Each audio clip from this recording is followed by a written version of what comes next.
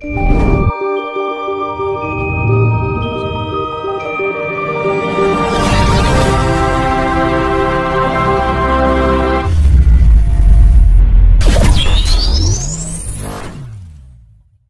kita hanya menjalani, wis pokoknya aku ngelakoni apik, nah tanpa kita memahami kebaikan-kebaikan apa yang kita lakukan ini, makanya kan am I, siapakah diri saya? Nah, kan kadang-kadang di dalam suatu atau ajaran tertentu kan tidak dianjurkan untuk melatih itu, mengolah itu, mengetahui siapa diri kita yang sebenarnya. Kalau kita sudah bisa mengetahui diri kita yang sebenarnya, maka timbullah yang namanya kesadaran, sadar diri, diarani ilmu tahu diri. Kalau sudah tahu diri kan, oh aku urip ini bumi, hidupku dengan alam, minum dengan air. Kadang-kadang kan kita minum gini, kita asal minum, tapi kita nggak menyadari bahwa ini adalah kehidupan, ini adalah Tuhan. Karena yang namanya Tuhan itu artinya hidup. Dimanapun keletakan benda yang sifatnya dari alam ini, yang memberikan kehidupan itu adalah Tuhan. Nafas ini adalah perwakilan dari Tuhan itu sendiri karena memberikan kehidupan. Maka yang disebut Tuhan itu adalah hidup, sumber hidup, sumber kehidupan. Air asalnya dari mana? Dari Tuhan. Ini berikan kehidupan. Kita diberikan Tuhan, kehidupan sama Tuhan melalui air. Apakah ajaran itu mengelatih untuk menyadari itu? Kita mandi, kita menyadari Tuhan sedang mandiin kita melalui apa? Melalui air, agar badan kita bersih. Pengecasan, kalau kita terguyur air kan ada unsur energi, ionisasi, akhirnya membersihkan ion-ion negatif, menetralisir sifatnya. Berarti di situ kita dituntut untuk selalu mengamati dan menyadari kesadaran itu yang sepele sebenarnya, yang tiap hari kita lakukan dan kita sadari. Iya. Ini sebenarnya kan penting tambah menarik ini. Apa yang diulas ini, apalagi itu mengenai ketuhanan tadi, mengenai jiwa, ruh apa dan sebagainya.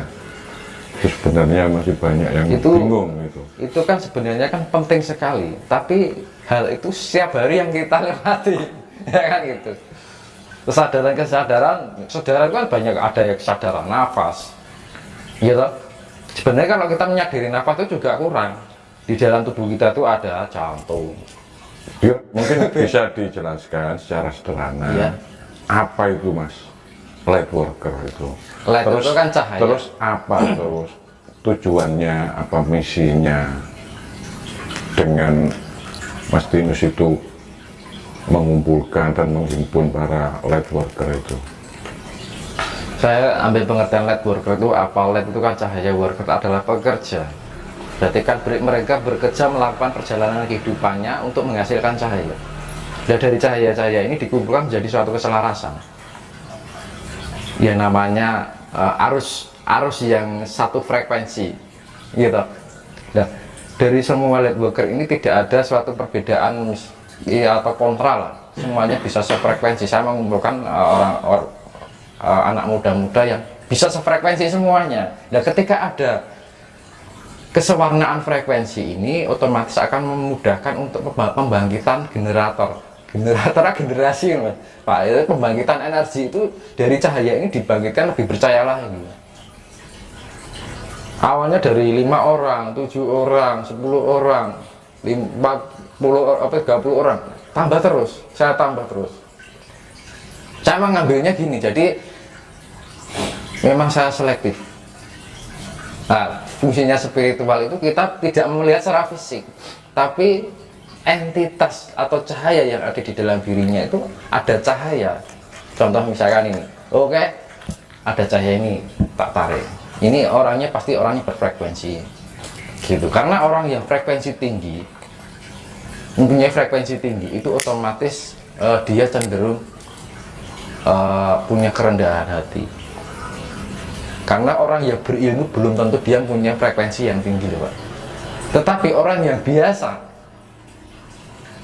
dia mempunyai sifat kerendahan hati dan lebih membuka diri untuk menerima sebuah pengetahuan, itu justru malah mempunyai frekuensi yang tinggi. Tapi ke orang mempunyai keilmuan, merasa dirinya itu berilmu dan berkemampuan, tetapi dia merasa sombong, ego tinggi, dan dia merasa benar dengan apa yang ia jalani dan ia yakini dan ia ketahui, itu justru orang yang frekuensinya rendah. Jadi yang namanya frekuensi itu tidak jaminan orang itu sakti atau tidak, berpengetahuan, bukan berpengetahuan, berkemampuan lah, gampangnya punya kelebihan ini, kelebihan itu, bisa ini, bisa itu, tidak jaminan. Tapi yang menjadi frekuensi tinggi itu ketika orang bisa membuka dirinya untuk terus belajar, meningkatkan kualitas yang ada di dirinya. Nah, sekarang ibaratnya gini, kita untuk menerima sesuatu kan harus kita mengosongkan gelas, kita harus kosong dulu. Gitu, kebanyakan kan orang merasa ego diri, merasa benar, gelasnya selalu penuh. Nah, untuk menerima sesuatu kan kita harus mengosongkan diri dulu, mengosongkan gelas yang ada di dalam diri kita, menerima pengetahuan masuk, disaring, kita analisa. Oh, ini terkait dengan lagi viral mas di medsos terkait munculnya ras Pleiadian, dan ini merupakan ras kuno yang mengetahui tentang sejarah dari evolusi bumi. Dan ini kenapa sekarang kok muncul kembali fenomena ini, ada apa dengan bumi kita ini? Hidup itu, dunia itu penuh dengan misteri ya. Betul mas. Sebenarnya kan ya disebut Pleiadian itu kan ras perbintangan. Kalau orang Jawa itu orang Jawa mengatakan itu adalah rasnya para dewa. Nah, ini kan ada suatu tempat yang disebut Pleiades, ya kan? Pleiades itu kan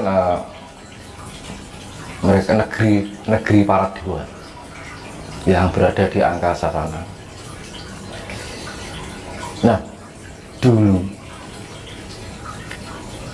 revolusi kehidupan itu kan berasal dari reptilia mas, ya kan? Awalnya dari ras loh.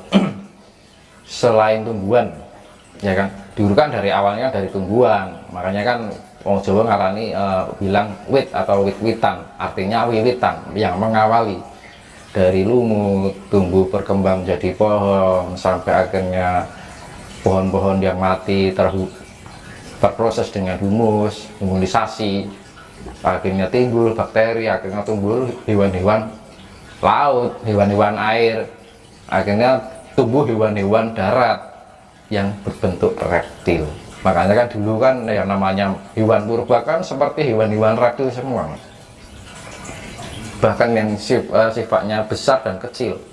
Nah, dari kepunahan itu akhirnya terhumanisasi oleh bumi atau tanah ini, akhirnya tumbuh berkembang berjuta-juta tahun, tumbuh revolusi lagi, akhirnya terbentuk manusia hingga ada penyempurnaan manusia hingga sekarang.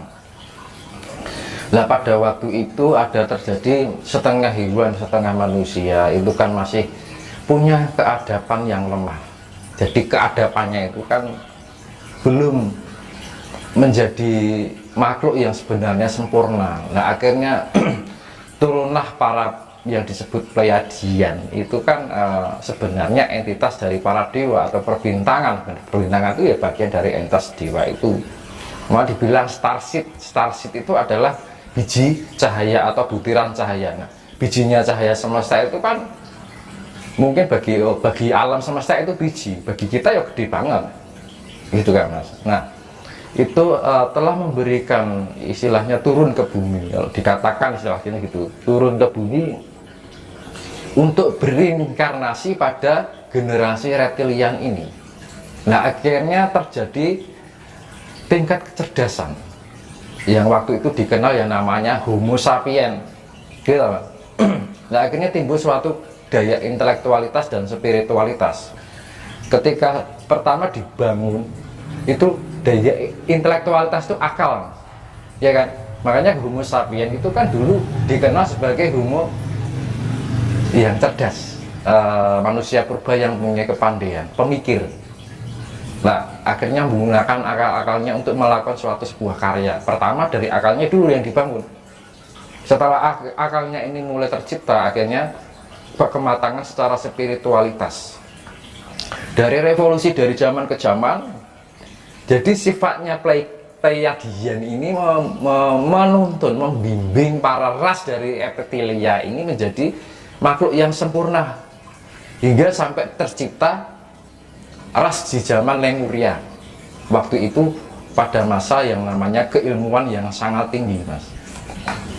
Teknologi-teknologi dari zaman era Lemuria dan Atlantis itu kan dulu teknologi